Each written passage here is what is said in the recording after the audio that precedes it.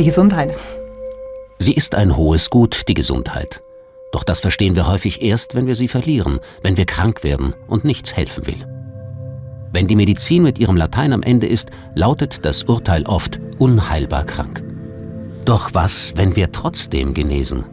Wenn es zu einer Spontanheilung kommt und die Frage entsteht, plötzlich gesund, nur wodurch?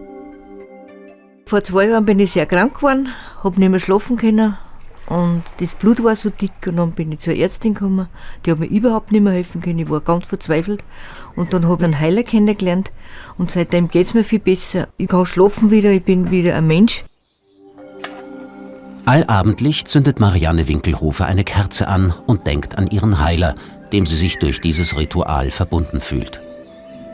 Ist ihre Genesung nur ein Glücksfall? Spontanheilungen gibt es immer wieder. Wir wissen zwar nicht, wodurch sie zustande kommen, weil sie ja genauso definiert sind, dass Patienten nicht behandelt worden sind durch konventionelle Behandlung, sondern von selber gesund werden. Aber es ist völlig unbestreitbar, dass das immer wieder vorkommt. Wir sind als Menschen dafür angelegt, dass wir uns immer wieder selber heilen. Um Spontanheilungen zu verstehen, lohnt es, die Antagonisten Gesundheit und Krankheit zu betrachten. Wenn der Körper fehlerfrei funktioniert, gelten wir als gesund. Und unsere Selbstheilungskräfte sorgen dafür, dass das so bleibt. So sortiert die Zellerneuerung defekte Zellen aus und das Immunsystem achtet darauf, dass Krankheitserreger keinen Schaden anrichten. Sind die Selbstheilungskräfte jedoch gestört, können Erreger ungehindert den Körper angreifen und schädigen. Die Konsequenz heißt Krankheit. Diesen Zustand hat die Natur allerdings nicht vorgesehen. Aber hat uns die Natur nicht mit Körper, Geist und Seele ausgestattet? Ist körperliche Gesundheit ohne seelische Gesundheit überhaupt möglich? Spätestens seit Descartes ist die Trennung von Leib und Seele vollzogen, wird der Körper als rein materialistisches Konstrukt betrachtet. Und so verwundert es nicht, dass die moderne Medizin in erster Linie körperliche Symptome behandelt. Dem Geist und der Seele schenkt sie kaum Beachtung. Die Medizin hat sich über die letzten Jahrhunderte eigentlich vor allem auf den Körper spezialisiert und darauf, dass der Körper wie eine Maschine zu verstehen ist. Dadurch ist natürlich das enge Zusammenspiel zwischen Seele, Geist und Körper aus dem Blickfeld geraten. Und eigentlich brauchen wir genau dieses Verständnis, wenn wir verstehen wollen, wie Spontanheilung funktioniert. Ein weiterer wichtiger Punkt ist, dass Spontanheilung natürlich immer individuell ist. Also bei jedem passieren andere Prozesse und das fällt eigentlich in der Regel durch das Raster der wissenschaftlichen Betrachtungsweise durch. Wenn Spontanheilungen individuell verlaufen, ohne dass der Heilungsweg erkennbar, geschweige denn kalkulierbar wäre, gibt es dann möglicherweise andere Übereinstimmungen, die für alle Spontanheilungen gelten? Sophie Schmid leidet seit 6 Jahren unter einer schmerzhaften Dornenwarze in ihrem Zeh.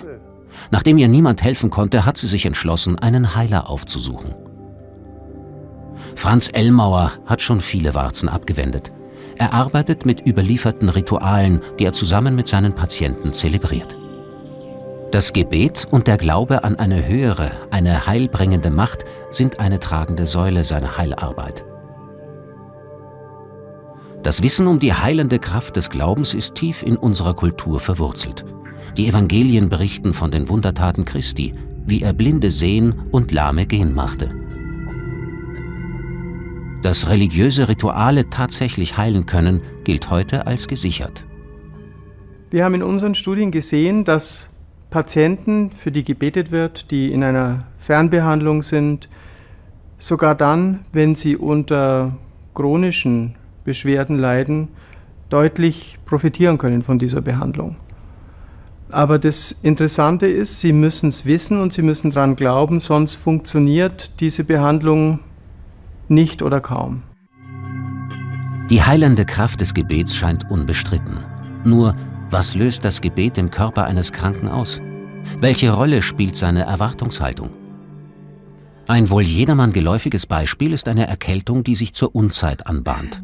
Das Kribbeln im Hals kündigt den Infekt an.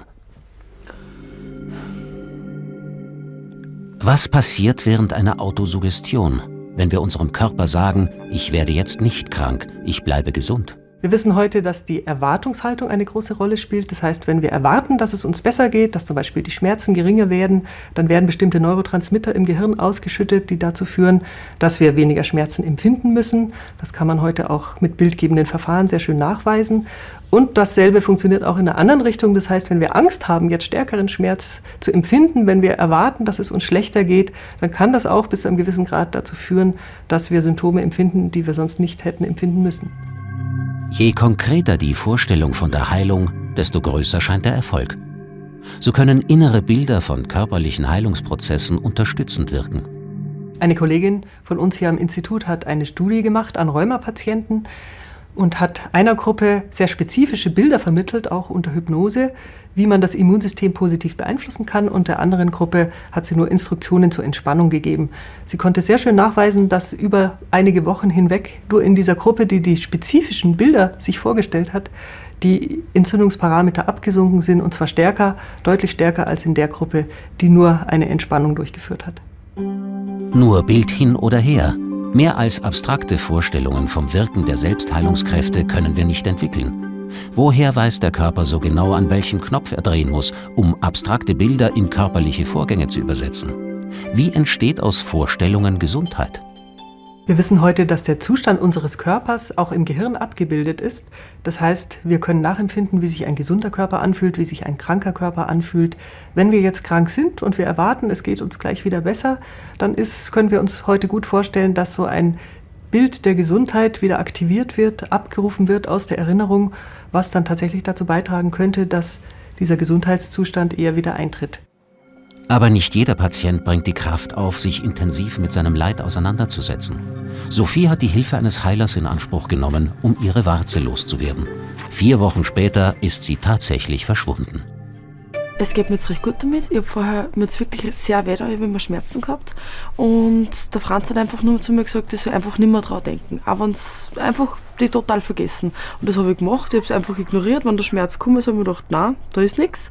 Und jetzt ist es weg. Und ich habe die jahrelang gehabt und war beim Arzt und überall und es hat nichts hingehauen. Und jetzt bin ich hergekommen und jetzt nach 4 Wochen ist es weg. Doch was geschieht, wenn ein fremder Mensch einen anderen heilt? Was passiert zwischen Patient und Heiler? Solchen Fragen geht der Physiker und Psychologe Günter Haffelder auf den Grund. Die von ihm entwickelte EEG-Spektralanalyse stellt die Hirnströme der rechten und linken Hemisphäre dreidimensional dar. Dadurch kann er die Hirnaktivitäten eines Heilers und seines Patienten vergleichen und entsprechende Schlüsse ziehen. Zur Veranschaulichung wird der Heiler Renzo Celani die Patientin Gudrun Kontag behandeln. Sie leidet seit Jahren unter schweren Gelenkentzündungen, ohne je Linderung erfahren zu haben. Über Elektroden werden die Gehirnströme der beiden separat vermessen und in einem nachgelagerten Schritt in ihre Schwingungsanteile zerlegt. Von besonderem Interesse für die spätere Analyse sind die Wellen des Alpha-Rhythmus, die bei ca. 7 bis 14 Hertz schwingen, etwa während entspannter Konzentration oder ruhigem, gelassenem Denken. Sie bilden eine Art Brücke zwischen dem Bewusstsein und dem Unterbewusstsein. Im Delta-Rhythmus schwingt das Gehirn bei etwa 0,1 bis 3,5 Hertz, beispielsweise im Tiefschlaf, unter Hypnose oder während einer Trance.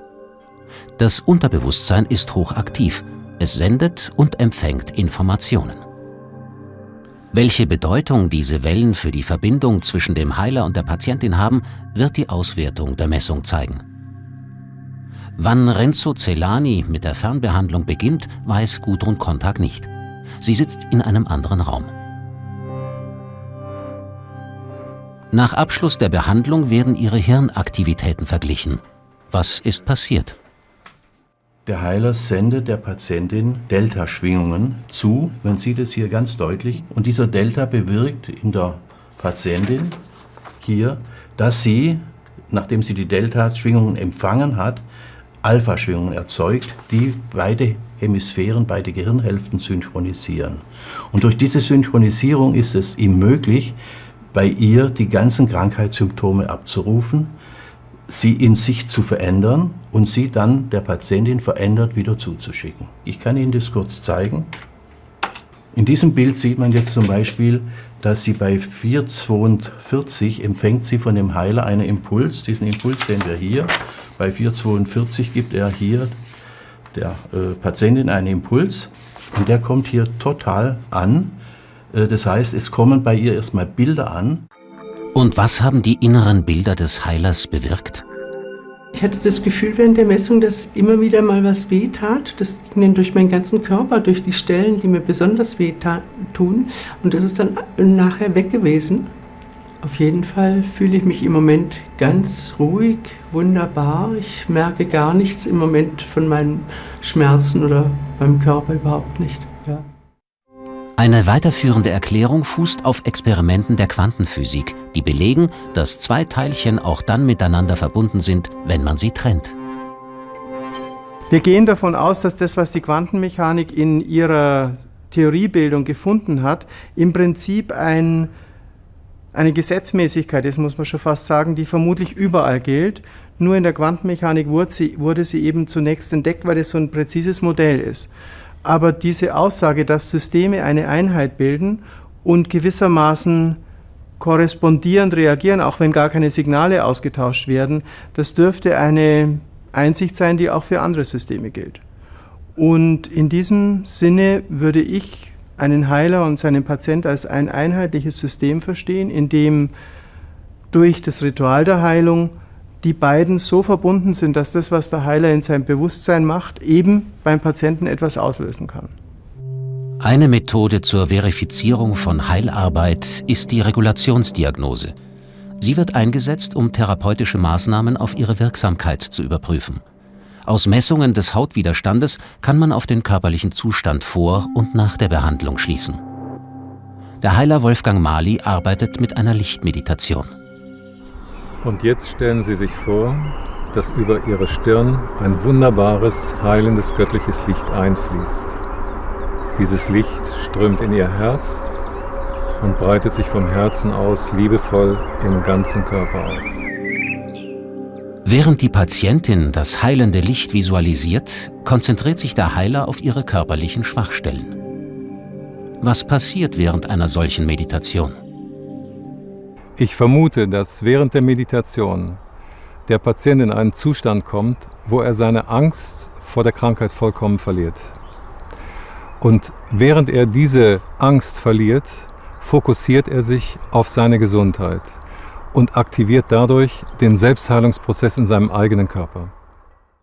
Denn wo Stress und Angst herrschen, hat Heilung kaum eine Chance. Erst im Zustand der Entspannung kann sich der Körper erholen. Scheinbar erkennt man wirklich eine Einwirkung des Heilers auf den Patienten in dem Sinn, dass er ihm die Stoffwechselprozesse wirklich verbessert hat, sowie auch den Stressparameter, der deutlich gesunken ist und sich auch deutlich verbessert hat. Der Abbau von Angst während einer Meditation, Bilder, die ein Heiler auf seinen Patienten überträgt, und ein quantentheoretisch begründetes System, das beide verbindet, sind beispielhafte Modelle, um Heilung besser verstehen zu können. Die Wissenschaft versucht, unbekannte Phänomene immer zunächst mit den Methoden zu erklären, die bis jetzt funktioniert haben. Das funktioniert in aller Regel bis zu einem gewissen Punkt ganz gut, bis wir auf Phänomene stoßen, die von anderer Qualität sind, die eine andere Kategorie der Betrachtung nötig machen. Ein gutes Beispiel ist zum Beispiel die Entdeckung des Herzschlags im 17. Jahrhundert. Damals war die Physiologie davon überzeugt, dass Aristoteles recht hat, dass das Herz ein Erwärmer ist und das Blut sozusagen durch Wärme durch den Körper transportiert. Und da gab es für ein pochendes, schlagendes, pulsierendes Herz keinen konzeptuellen Platz.